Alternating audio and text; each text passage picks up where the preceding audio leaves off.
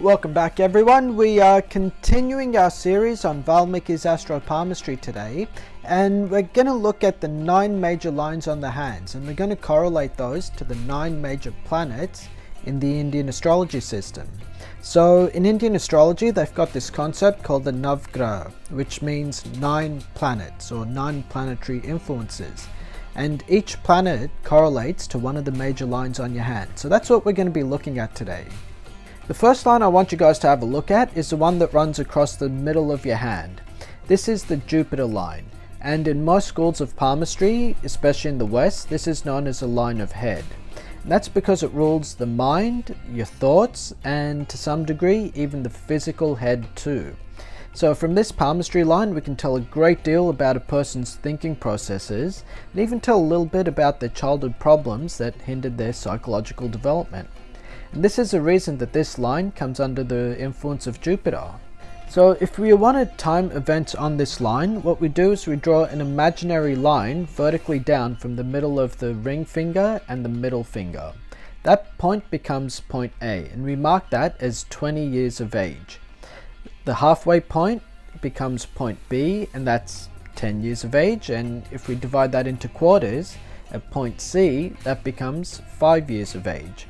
So whenever you see like a cross or an island or some deviation from this line, then you can time a significant event happening that hinders this person's thinking processes.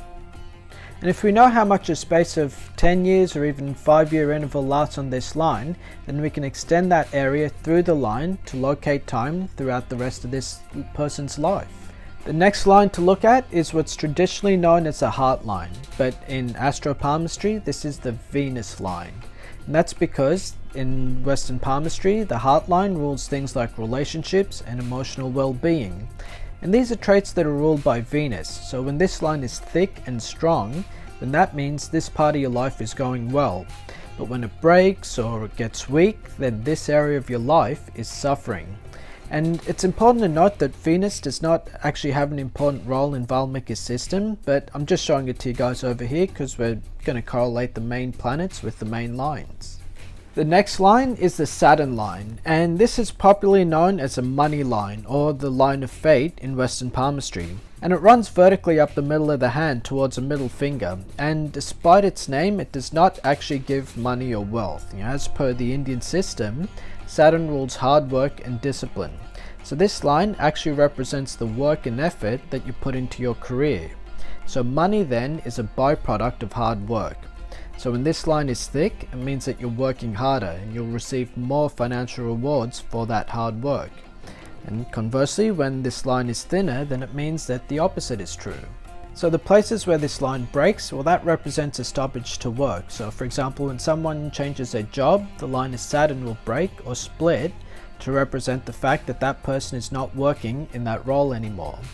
And if we wanted a time when that event takes place, we look at the intersection of the Jupiter line with the Saturn line, and we mark that as point A. That becomes the age of 35. So moving downwards, the halfway point of that line from the base of the wrist up to point A, we make that point B, and we mark that as 17 years of age. So we can further subdivide that area into quarters or eighths if we need to get an accurate indication of timing there. Moving upwards though, this is where the Saturn line becomes difficult because it does not function in a linear way, not like the Jupiter line there. So the intersection of this line with the Venus line, we mark that as point C, and we say that's 56 years of age. So the midpoint of point A and point C becomes the age of 45, and I've listed that here as point D here. And again, you can just further subdivide that as you need to get a 1-year interval or 5-year interval as you need to. You can calculate this line throughout the rest of its existence there. The next line goes parallel to this Saturn line, and that's known as the Sun line. In Western palmistry, this is known as a line of Apollo, which is really just the same thing. So the Sun rules things like success and recognition. But in the Indian system, it doesn't actually rule those things per se. What it rules is your ability to express yourself, and success and fame are therefore byproducts of your ability to express yourself. Just as in the Indian system, money is a byproduct of hard work with the Saturn line there. So the timing with this line, again, whenever it breaks or splits or forms an island, that means there's some significant event happening with that particular part of your life.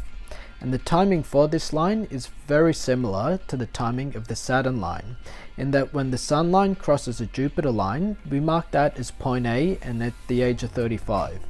And the midway point from the base of the wrist up to point A, that's 17 years of age, and that's point B in this diagram. Similarly, when this Sun line crosses the Venus line, that's point C, 56 years of age, and point D becomes the halfway point of A and C. So similarly, you can get the area of this line exactly the same as Saturn. The next line that comes up here is the one that ends on the pinky finger, and that's the line of Mercury. So in Western palmistry, this is known as the line of business, sometimes it's the line of health. It's essentially ruling the same thing, but what Mercury does is it represents things like wit, intelligence, communication, and also business. Now, these areas may seem like they're disconnected fields, but if you think about it, it's really intelligence that drives both communication and business, both of which require outside of the box thinking. So what Mercury really indicates is it's a kind of intelligence that is street smarts rather than book smarts. So book smarts, that's Jupiter. Street smarts, that's Mercury. Let's try and think of it that way. And the timing of this line is exactly the same as the Saturn and Sun lines. So we look at where this line intersects the Jupiter line, and we mark that as point A being 35 years of age. And again, the halfway point is 17. Moving upwards, where this line crosses the Venus line, that's the age of 56. And halfway of that is the age of 45. So wherever this line breaks, or forms a bubble, or splits, well, we can time that accordingly. Then I want to have a look at the moon line, or the line that represents the moon. And in most systems of palmistry, this is known as the bow of intuition, or the line of intuition. And that's because this line represents a subconscious mind and intuition as per the Indian system. So Western palmists believe that this line governs emotions too, but Indian palmists place emotions on the Venus line and not on this line per se. And it's an interesting distinction between Western systems connecting emotions with intuition, whereas Indians think of intuition as a function of the mind and therefore detached from emotions. And it's also important to note that this line is very rare, not many people have it. And also, because of the proximity of this line to Mercury, it's easy to confuse the two. Just remember that the moon line is formed by an arc, or like a bow, as the Western palmists say. Now, timing on this line is done by using the same method as the other three vertical lines, but it's important to note that the moon transits a different zodiac sign very quickly. It basically goes through one orbit of the zodiac every 28 days. So it's almost impossible to time a particular event through this line all by itself. But we'll have a look at how to use the moon to time events later on in this video series. But as far as this line goes, it's not advisable to try and time events on it, just based on the moon's transits. The next line I want to look at is called the Mars line. And in Western palmistry, this is known as the Willpower Line. And that's because it governs things like physical vitality. And it's sometimes referred to as a sister to the lifeline. So timing on the Mars line and Mars in general isn't very important in the Valmiki system, so we're not going to be covering it too much here. The Rahu lines, on the other hand, do become important, and to make sense of that, let's just say that Rahu is not a planet. It's actually a gravitational point that represents the north node of the moon. And as such, Rahu does not have a line on its hand per se, but it's got a series of lines, all of which do represent Rahu, and they each intersect the lifeline. So let's think of it this way. Rahu represents illusion, or more correctly, delusions. And in the Indian systems, it's your delusions that are the cause of your karma and your suffering. Essentially, it's your ignorance. What you do not know is what causes you suffering. And thus, Rahu's lines represent a specific problem that will occur to a native at the point at which this line cuts the lifeline. So let's figure out how to time this, and what we do is we draw a vertical line from the middle of the index finger and middle finger all the way down until it intersects the lifeline.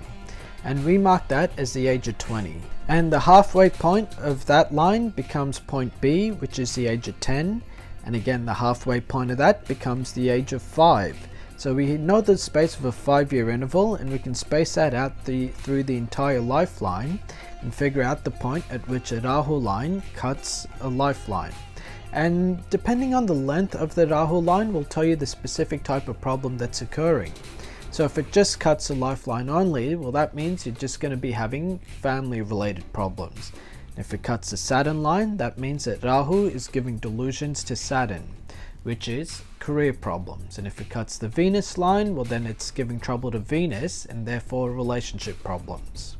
So in parallel to Rahu comes Ketu. So Ketu is the opposite of Rahu. If Rahu is the north node of the moon, then Ketu is the south node of the moon. And if Rahu governs obsession, then Ketu gives detachment. So one rules the material world, which is Rahu, and then the other rules the spiritual world, which is Ketu. Because Ketu doesn't give a single trait like the other planets does, rather it gives detachment and isolation. These are a spiritual phenomenon that are not bound by time and space.